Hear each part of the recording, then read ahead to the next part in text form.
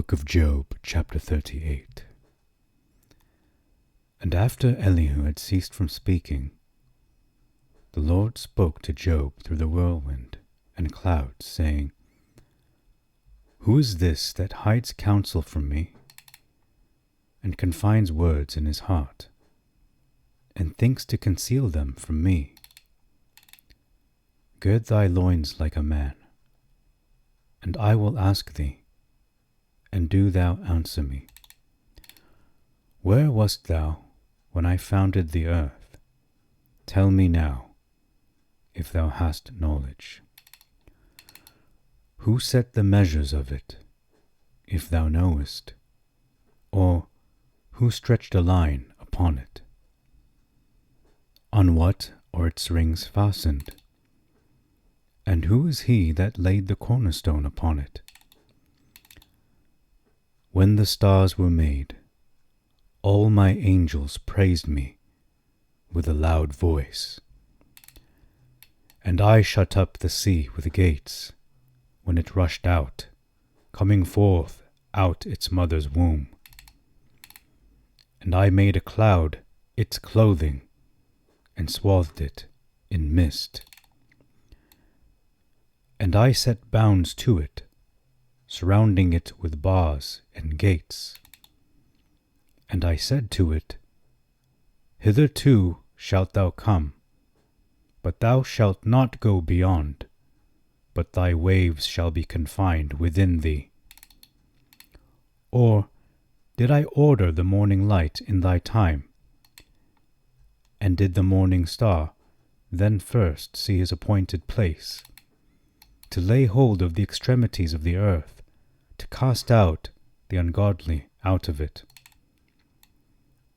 Or didst thou take clay of the ground, and form a living creature, and set it with the power of speech upon the earth? And hast thou removed light from the ungodly, and crushed the arm of the proud?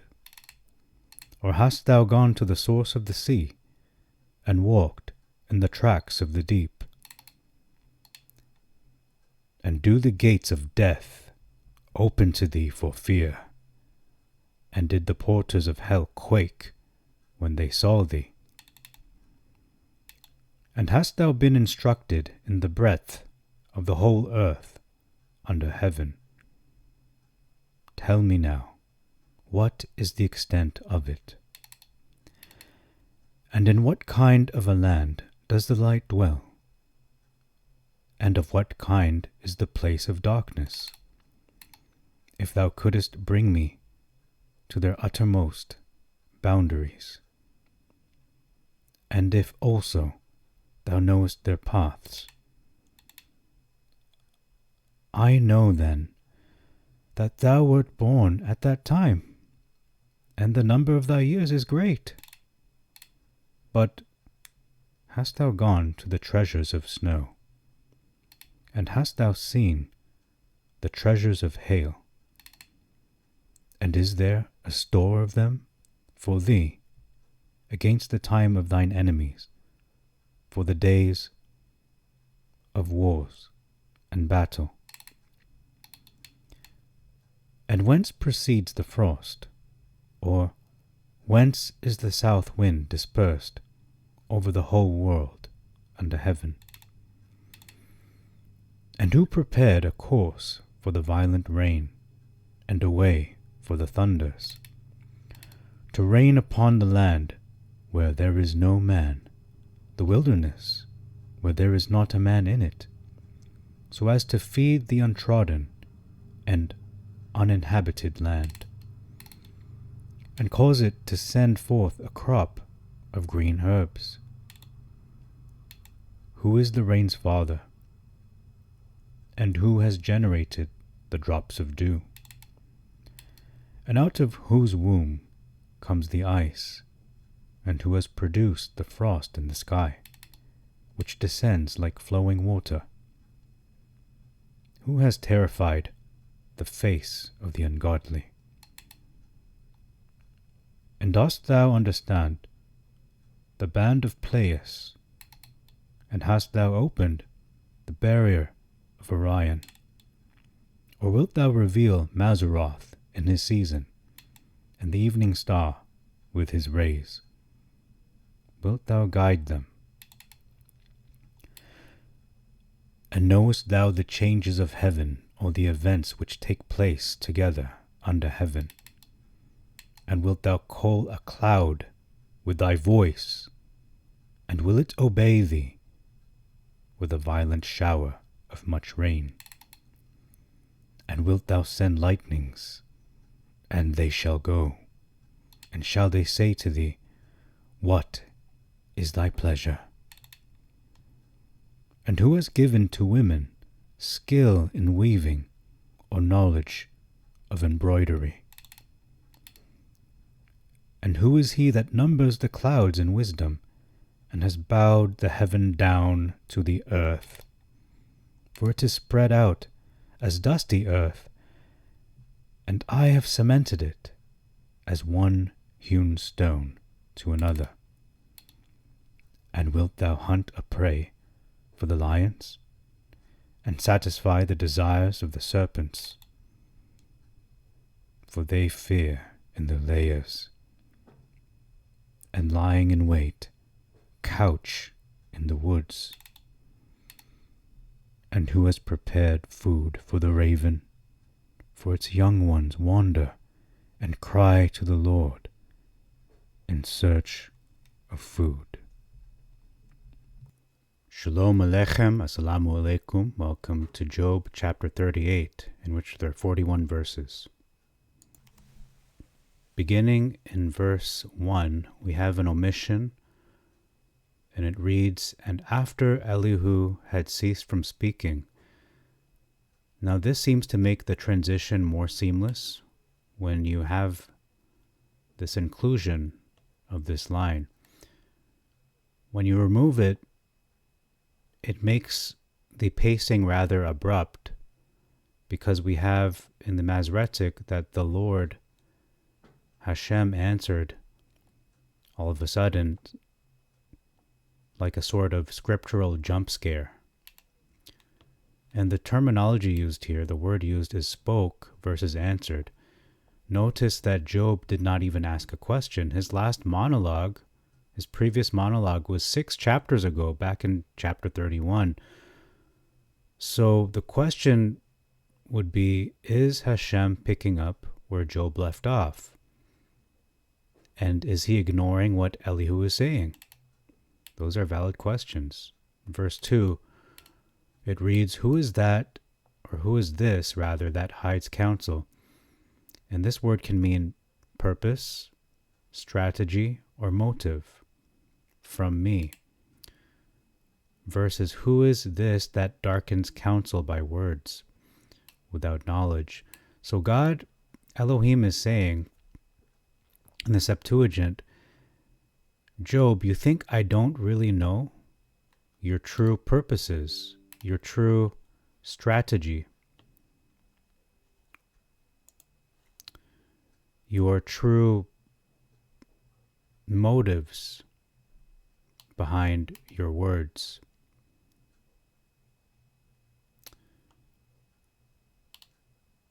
Versus the Masoretic saying, Who is this that darkens counsel by words without knowledge? So what is it saying there? Straightforward. He's darkening what is spoken of by his words, speaking in ignorance.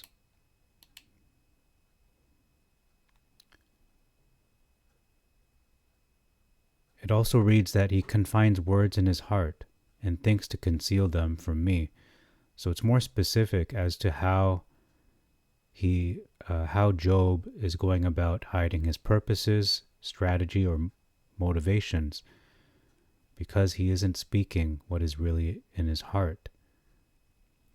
Yet we don't get that sense in the Masoretic. So it is portraying Job as more of a person, a righteous man who simply is hiding, holding back perhaps his true emotions, his true motives, his true purposes. Because you are one person in front of your friends, you're another person in private. So perhaps that is what Elohim is getting at. On the other hand, when one darkens counsel, you are trying to conceal or even confuse the purposes of Elohim. Continuing on in verse 7, it reads, when the stars were made, versus when the morning stars sang together. So the distinction here is the Septuagint is describing either the stars or the angels that were created, versus no mention of any creation in the Masoretic. Further, it goes on to describe how the angels praised Elohim with a loud voice, versus all the sons of Elohim shouted for joy. So the implication with the word praise is that they are indeed worshipping Elohim. Rather, in the Masoretic, the angels are singing and shouting for joy. It does not seem that they're singing with a purpose. So it is not explicit that they are worshiping, is what I'm trying to get at.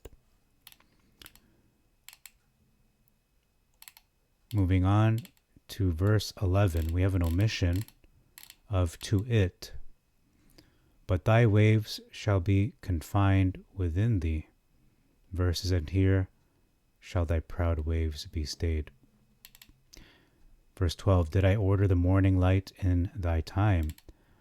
Or did the morning star then first see his appointed place? Verses, hast thou commanded the morning since thy days, and caused the day spring, which can also mean daylight or dawn, to know his place? So this is a significant, perhaps even a big difference. So Elohim is saying, did I command the morning light and the morning star to be set in their appointed places during your lifetime, Job? Elohim is truthfully setting the record straight. Versus Job in the Masoretic, Job, have you commanded the morning light or the dawn in your lifetime? Have you done this, Job?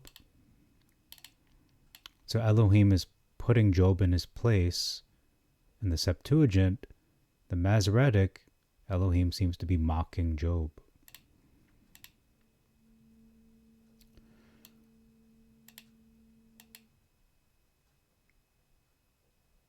Verse 13, just going to go over this quickly.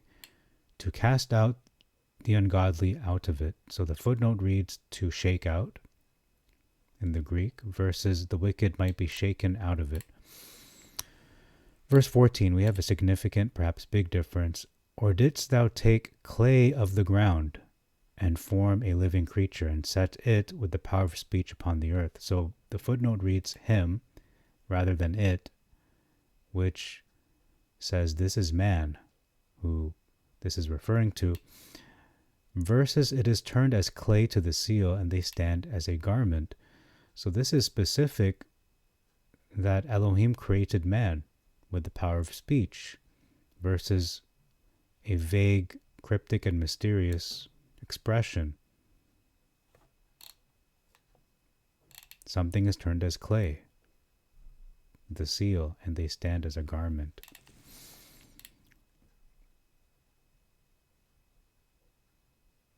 Verse 15, and hast thou removed light from the ungodly and crushed the arm of the proud? Verses, from the wicked their light is withholden, and the high arm shall be broken. So Elohim is removing the light of the wicked, or I should say from the ungodly. This can be interpreted in two ways. Darkness could be their light, meaning night is their light, and he's removing their ability to continue their ungodly works. Versus, or I should say alternatively, Elohim removes their prosperity. That is another way to understand that. So we see proud versus a high arm. Verse 16, hast thou gone to the source of the sea? So the source versus springs, as it's rendered in the Masoretic. So this could be the bottom of the sea. Think of the deepest part of the ocean, like Marianas Trench, and walked in the tracks of the deep. Okay, I think we'll skip over that. It's not too significant there. Verse 17, and do the gates of death open to thee.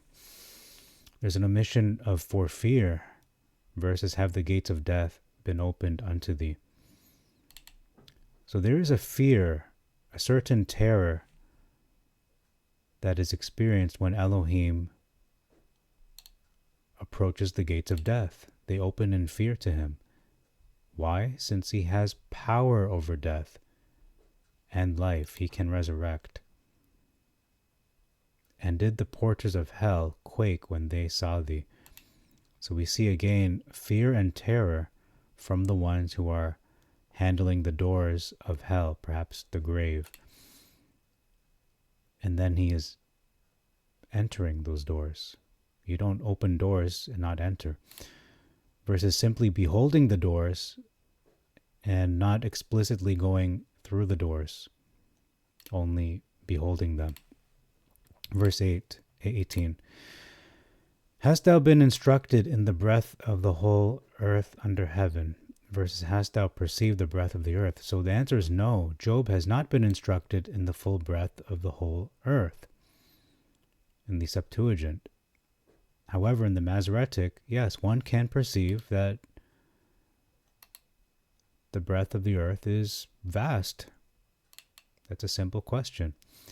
Next question, tell me now what is the extent of it, versus declare if thou knowest it all. So this is talking to the specific breadth of the whole earth under heaven, versus this is vague in the Masoretic because it is asking, do you know it all, Job? Do you know it all? All encompassing. Verse 19. And in what kind of a land does the light dwell, versus where is the way, such as the road, the journey, the direction, where light dwells? What kind of place of darkness versus where is the place? So it's a kind of place. Verse 20, significant difference. If thou couldest bring me to their utmost boundaries.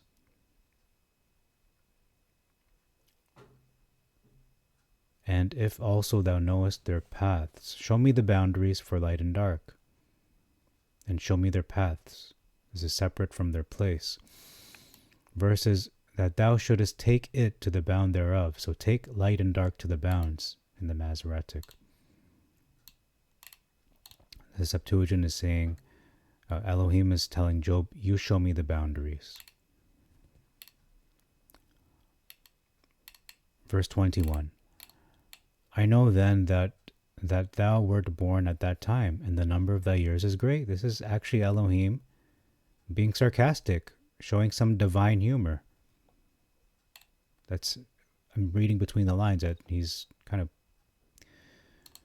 the ridiculousness of this statement in regards to Job's finite life and all our finite lives. We don't usually see that in the scriptures.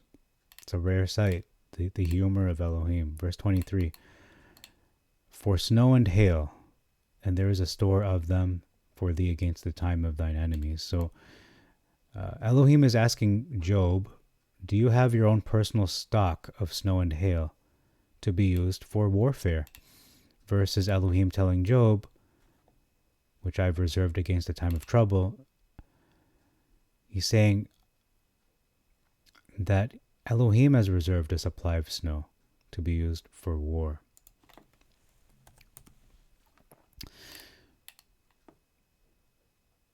We're going to ignore verse 24. We're going to ignore verse 25 as well. And 26.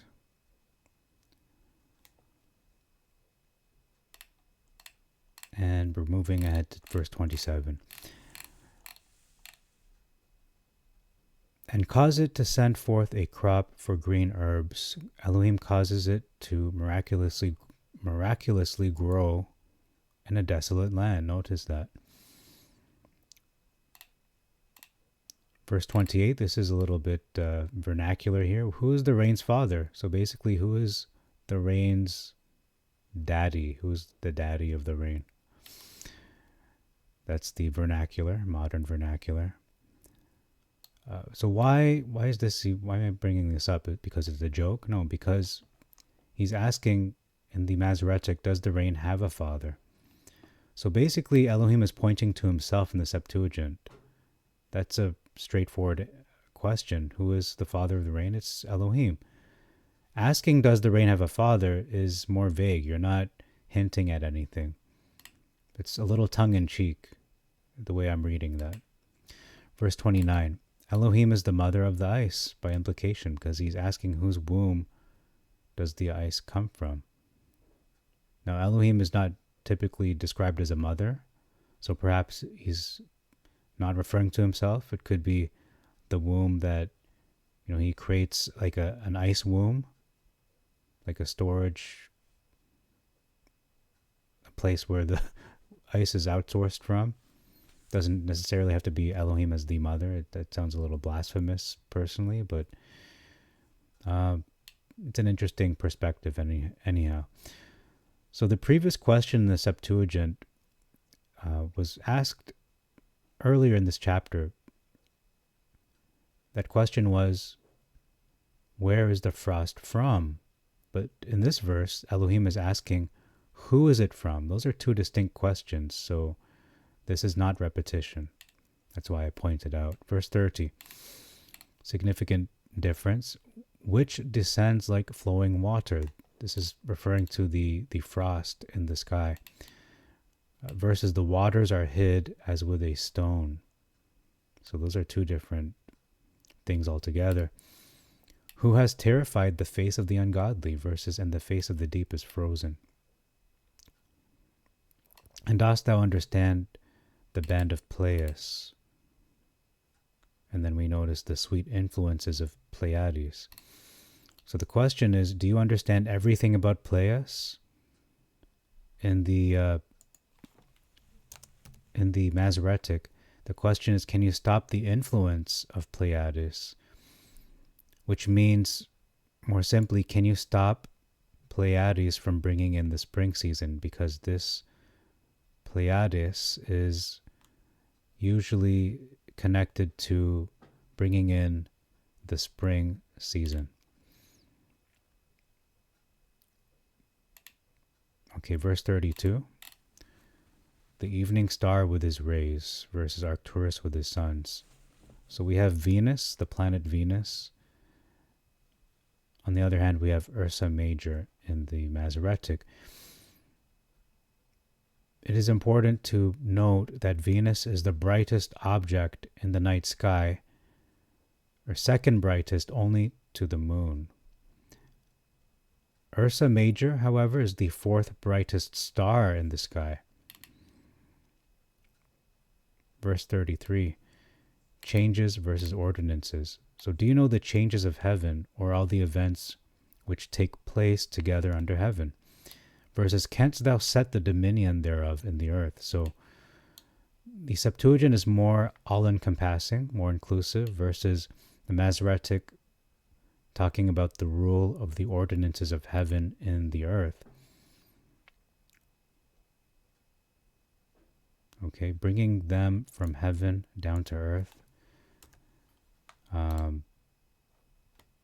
going to ignore that. I think that was just a leftover verse. Forgot to remove that. Verse 34. Big difference. This one's a clear big difference. And wilt thou call a cloud with thy voice? And will it obey thee with a violent shower of much rain? So I'm going to note here, this is a messianic reference or parallel. Versus, canst thou lift up thy voice to the clouds, that abundance of waters may cover thee? So the answer is no for the Septuagint, and the answer is yes in the Masoretic. Anyone can lift up their voice to the clouds, yes. However, does that result in the abundance of waters covering you? Not all the time. There is something called a rainmaker. There are people who do a rain ritual. Sometimes it works, sometimes it doesn't. However, the answer is no for the first, because to command a cloud and making it obey your command to shower much rain when you wanted to is a big no. Job cannot call the cloud with his voice like calling on a dog, a domesticated dog. And the answer is no, he cannot make it obey his command like a dog. This is a messianic parallel to the scripture where it says, what manner of man is this? I'll pause for a moment. So I asked Google, is this a messianic parallel? What do you think about this? And here's my full text. This is a messianic parallel to the verse, what manner of man is this? Even the elements obey him. And the answer is, this is a brilliant parallel. I have identified the exact reason why the disciples were so terrified and amazed in the boat. They realized that Yeshua was doing exactly what Elohim told Job that no human could ever do in this verse in Job. God uses the cloud and the violent shower as the ultimate test of divine authority, or one of the tests. I wouldn't say the ultimate test, but it is one of the tests. When you parallel this with what is written in the Gospels, the connection is undeniable. It's a good connection anyway. So the challenge is Elohim asking, will you call a cloud with thy voice and will it obey thee? So the point is, to a human, to a man, the weather is something that we endure or we predict, we forecast it, but we never command it. The voice of a man has no physical power over the weather, specifically rain. The under heaven scale, controlling a violent shower of much rain requires authority over the entire interlocking system of the changes of heaven and the events together that were mentioned. So when Yeshua stands in the boat during the violent storm in Matthew chapter 8 or Mark chapter 4, the New Testament equivalent of the violent shower, he says to the storm, peace, be still. And he answers Elohim's question to Job with a yes, he can do this. Just as Elohim asks, will a cloud obey your voice, Job? The wind and sea obey Yeshua's voice. And the disciples' response is, what manner of man is this, that even the winds and the sea obey him? This is a direct acknowledgement that Yeshua possesses this dominion of heaven that was described, that Elohim described to Job, making Yeshua Elohim. So continuing on, it is more explicit that the cloud obeys Elohim in the Septuagint, versus it is more subtle in the Masoretic. It's more under the radar that it is obeying him, or that the weather can obey you, Job.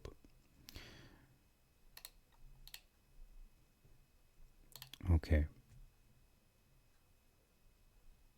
I'm going to skip over this verse. Verse 36, big difference, huge difference.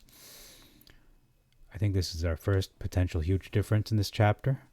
It reads, who has given to women skill in weaving or knowledge of embroidery? So women have been demoted in the Masoretic. They've been removed altogether and replaced with wisdom in the inward parts.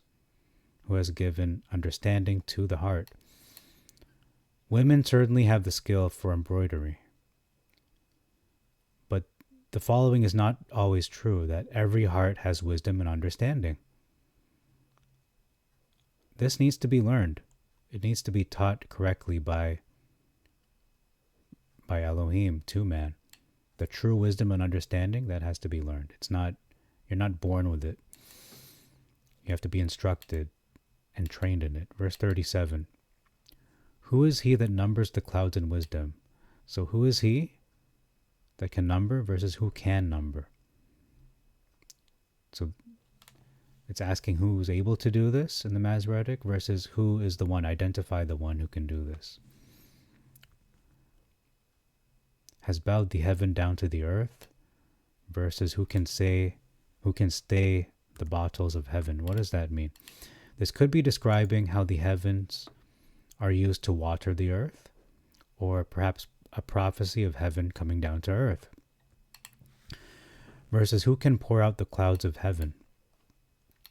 Verse 38. For it is spread out as dusty earth, and I have cemented it as one hewn stone to another. When the dust grows into hardness and the clods cleave fast together. So the aftermath, Septuagint is describing the aftermath of rain rather than a dust storm. One could assume it's a dust storm, but the Hebrew word for dust is afar. This can refer to dry particles. In the context of the previous verse, which is the bottles of heaven, the Masoretic, suggests that this is about soil formation and the cohesion of the earth. And it seems to be implied as well in the Septuagint, in both translations. And it's important to note that afar doesn't just mean dust, it can mean dry earth and earth. Since Adam was not technically made from dust, he was made from the earth, that is the soil. Verse 39, and satisfy the desires of the serpents, versus fill the appetite of the young lions. So the Septuagint seems to make more sense because the Masoretic is repeating itself with feeding the lions and then the young lions. Verse 40, they fear in their lairs, versus when they couch in their dens. So this seems to be describing the lions in the first half of the verse. The second half seems to be describing the serpents who lay in wait, their couching, which can also mean bow down, prostrate, or humble in the woods, and abide in the covert to lie in wait in the Masoretic. So the Septuagint makes more sense that they are couching in the woods, because serpents, as we know, have no legs and no arms, and they're literally always prostrated. They are slithering on their bellies. That's their natural state and how they move. The footnote for the word desires is souls, so to satisfy the souls of the serpents. Verse 41, the final verse of this chapter. Who has prepared food for the raven, for its young ones wander and cry to the Lord in search of food, versus for lack of meat. So this is a minor difference, but let's end with this. It reads that the ravens are simply looking for food, whereas the Masoretic seems to leave it open to the possibility that they're being neglected because they lack meat, so they don't have enough. They are not provided for. Whereas that is not the case in the Septuagint. Rather, he does provide for them. He's prepared food for them. Yes, they search for food, but he provides their needs in due time. And they are not neglected. He cares for his creation. Elohim does. So thank you very much for your time. Till next time, I bid you all Shalom Aleichem, Assalamu Alaikum, Eirini Mazisu, Pax Vobiscum, peace be unto you, and Maranatha.